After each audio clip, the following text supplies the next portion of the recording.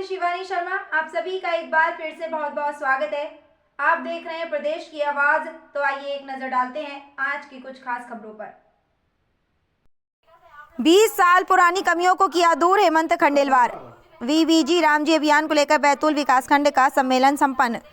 Bharatiya Janata party जिला कार्यालय विजय भवन में आयोजित वीबीजी रामजी अभियान के तहत बैतूल विकासखंड का सम्मेलन संपन्न हुआ। सम्मेलन को संबोधित करते हुए भाजपा प्रदेश अध्यक्ष हेमंत खंडेलवाल ने कहा कि वीबीजी रामजी नई साइकिल की तरह है, जिसे कोई परिवार पुरानी और खस्ता हाल हो चुकी साइकिल से बदलता है। विकसित भारत गारंटी फॉर रोजगार आजीविका मिशन ग्रामीण 2025 के तहत अब गाँव की योजना और निर्माण गाँव के हिसाब से तय होंगे। 100 दिन की जगह 125 दिन का रोजगार मिलेगा। आजीविका में वृद्धि होगी। गाँव के हिसाब से काम होने से किसान और श्रमिक दोनों को लाभ होगा। नए स्वरूप में वीबीजी रामजी आने से कांग्रेस को इसलिए तकलीफ है क्योंकि 2009 में नरेगा का नाम बदलकर महात्मा गांधी के नाम पर मनरेगा करके वे महात्मा गांधी के नाम पर वोट की राजनीति करना चाहते थे, जबकि 2014 के बाद देश के यशस्वी प्रधानमंत्री नरेंद्र मोदी जी ने महात्मा गांधी के स्वच्छ भारत के सपने को हर गाँव हर शहर में साकार किया है। कांग्रेस के दौर में विदेशी उत्पादों का सहयोग करने वाले सम्मान पाते थे। आज खादी को सम्मान मिलता है, गांधी जी के विचारों को सम्मान मिलता है। देश के प्रधानमंत्री और प्रदेश के मुख्यमंत्री डॉक्टर मोहन यादव विकसित गांव और प्रदेश के साथ साथ विकसित भारत के लिए लगातार काम कर रहे हैं। वह दिन दूर नहीं जब हमारा भारत अमेरिका और चीन से भी आगे निकल जाएगा। श्री खंडेलवाल ने कहा कि खेतों में कटाई और बुआई के समय श्रमिक सहजता से उपलब्ध होंगे, जिसमें कृषि उत्पादकों की लागत कम होगी। मजदूरों का पलायन रुकेगा। जियो टैगिंग निगरानी और डिजिटल भुगतान से भ्रष्टाचार कम होगा। लक्ष्य आधारित परिसंपत्ति का निर्माण होगा। रोजगार न मिलने पर बेरोजगारी भत्ता मिलेगा। भुगतान में देरी पर ब्याज की सुविधा होगी। सम्मेलन को संबोधित करते हुए केंद्रीय मंत्री दुर्गादास उइके ने कहा कि ग्रामीण आजीविका को आधुनिक रूप से पुनर्गठित करने के लिए वीबीजी रामजी 2025 आया है। आज़ाद भारत में अंग्रेज़ों के बनाए कानून बदल दिए गए हैं। उसी तरह मनरेगा की खामियों को दूर कर आज की परिस्थितियों के अनुकूल कार्य किया गया है। 20 वर्षों में करोड़ों की राशि खर्च करने के बाद भी मनरेगा के कार्य दिखाई नहीं देते, क्योंकि ये कांग्रेस के लिए भ्रष्टाचार का अड्डा बन चुके थे। अब भ्रष्टाचार समाप्त होगा, रोजगार और आजीविका में वृद्धि होगी। विकसित गांव से विकसित भारत की तस्वीर बनेगी। सम्मेलन को संबोधित करते भाजपा जिला अध्यक्ष सुधाकर पवार ने कहा कि ग्रामीण अंचल की तस्वीर वीबीजी रामजी से बदलेगी। इस अधिनियम के तहत आजीविका के साथ साथ स्थायी परिसंपत्ति का निर्माण होगा। रियल टाइम सामाजिक आरक्षण से बंदरबाट रुकेगी। कांग्रेस को वीबीजी रामजी में सिर्फ नाम के नाम पर दर्द हो रहा है। मनरेगा में भ्रष्टाचार होता था। कांग्रेस के पूर्व प्रधानमंत्री राजीव गांधी भी स्वीकार किया था कि वे केंद्र से वे 1 रुपये भेजते हैं, लेकिन जनता तक 15 पैसे पहुंचते हैं। 85% राशि डकारने वाले मोदी जी के नेतृत्व में हितग्राही को पूरा पैसा उनके खाते में सीधा पहुँचने से परेशान होकर भ्रामक प्रचार कर रहे हैं। सम्मेलन को संबोधित करते हुए अभियान के जिला संयोजक कृष्णा गायकी ने कहा कि वीबीजी रामजी को लेकर आमला और मुल्ताई विधानसभा स्तरीय विकासखंड सम्मेलन संपन्न हो चुके हैं। आज बैतूल विकासखंड और आने वाले दिनों में भैंसदेही और घोड़ा डोंगरी विधानसभा में विकास खंड सम्मेलन संपन्न होने हैं, जिसके बाद पंचायत एवं ग्रामीण स्तर पर ग्राम चौपाल, किसान चौपाल, श्रमिक चौपाल लगाकर हमें वीबीजी रामजी और मनरेगा के तुलनात्मक फायदे परिजनों और तुलनात्मक फायदे ग्रामीणजनों के बीच साझा करना है। इस दौरान हमें किसान पद यात्रा, बैलगाड़ी यात्रा के साथ साथ ट्रैक्टर यात्रा की तैयारी भी करना है। आज हमें जो जानकारी प्राप्त होगी वह जानकारी कांग्रेस द्वारा रचे जा रहे भ्रमजाल को तोड़ने का काम करेगी, जिसकी जिम्मेदारी हम सभी कार्यकर्ता और जनप्रतिनिधियों की है।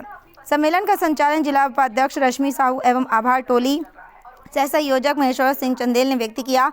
सम्मेलन में जिला महामंत्री कमलेश सिंह, डॉक्टर महेंद्र सिंह चौहान, जिला उपाध्यक्ष इंद्रपाल बुंडेव, नरेश फाटे, पूर्व जिलाध्यक्ष जितेंद्र वर्मा, जिला पंचायत उपाध्यक्ष हंसराज दुर्वे, मंडल प्रभारी सुधा चंद्रा, राज सिंह परिहार, मंडल अध्यक्ष विकास मिश्रा, नीतू पटेल, सुनील पवार, नितिन बारस्कर मंचासीन रहे। इस अवसर पर विकासखंड के जिला पदाधिकारी, जिला पंचायत, जनपद पंचायत सरपंच, उप सरपंच सहित बड़ी संख्या पार्टी पदाधिकारी व जनप्रतिनिधि उपस्थित रहे।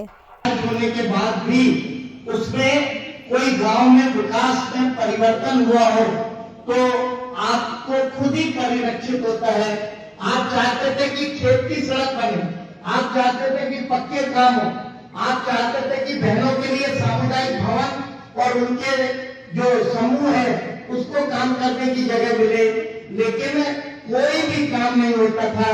और कई बार हमारा किसान सरकार की योजना से इसलिए नाराज रहता था कि जब उसको कटनी के समय, बुनी के समय मजदूर की, श्रम की जरूरत है तब मनरेगा के काम खोल दिए जाते थे।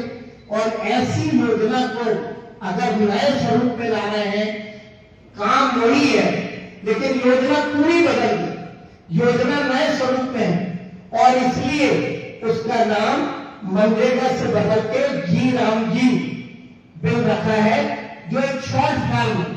कांग्रेस कई बार कहती है कि गांधी का अपमान हुआ। पहले इस योजना में का नाम नरेगा था, नेहरू जी के नाम पे थी। उसके बाद 2019 में 2009 में इसका नाम मनरेगा किया, चुनाव में गांधी का लाभ देने के लिए। आप बताइए, गांधी जी का सपना था ये देश स्वच्छ है। आजादी के बाद 70 साल बाद 2014 के पहले का आप भारत देखोगे तो किसी स्टेशन पे आप खड़े नहीं हो सकते थे, हर गली में कचरे का ढेर था। मोदी के आने के बाद आज शहर साफ सुथरे हुए। स्वच्छता का जो मिशन मोदी ने चालू किया वो गांधी के सपनों का भारत जो 70 साल बाद बना, लेकिन मोदी के नेतृत्व में। कांग्रेस बात तो करती है महात्मा गांधी की, लेकिन आप बताइए आजादी के बाद देश में आयात बढ़ गया और निर्यात कम हो गया। हम देखते थे 20-25 साल पहले जब हम लोग कम उम्र के थे तो कोई भी विदेशी कपड़े पहन के, विदेशी चप्पल, विदेशी पर्स लेके बाजार में निकलता था तो समाज उसका सम्मान करता था। लेकिन ये मोदी का भारत है, आज कोई खादी का कुर्ता पहन के, खादी का बैग लेके अगर निकलता है तो लोग उसको सलाम करते हैं, महात्मा गांधी के सपनों को सलाम करते हैं। और इसलिए कांग्रेस के सारे आरोप निराधार हैं। वो बिल जिसमें पहले 100 दिन की मजदूरी मिलती थी, अब 125 दिन की मिलेगी।